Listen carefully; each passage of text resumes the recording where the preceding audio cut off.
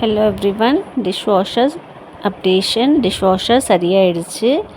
இது எந்த ப்ரமோஷனல் வீடியோவுமே கிடையாது, only awareness video.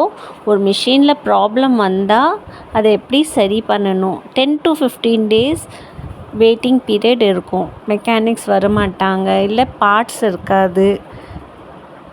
Posh washing machine ஏற்கனவே என்கிட்ட இருந்தது, அதுலேயும் ட்ரெயின் ப்ராப்ளம் வந்தது. 3 to 4 times அதை சரி பண்ணோம், ஆனால் தண்ணி ஃபுல்லாக வெளியே வந்துடும். அப்புறம் அட்லாஸ்ட் நான் அதை ஸ்க்ராப்பில் தான் போட்டேன். ஸோ கம்பெனி நான் எதுவுமே ரெஃபர் பண்ணலை. நீங்கள் எந்த மிஷின் வேணும்னா வாங்கலாம், ஆனால் இந்த மாதிரி ப்ராப்ளம் கண்டிப்பாக எல்லா மிஷின்லேயும் வரும்.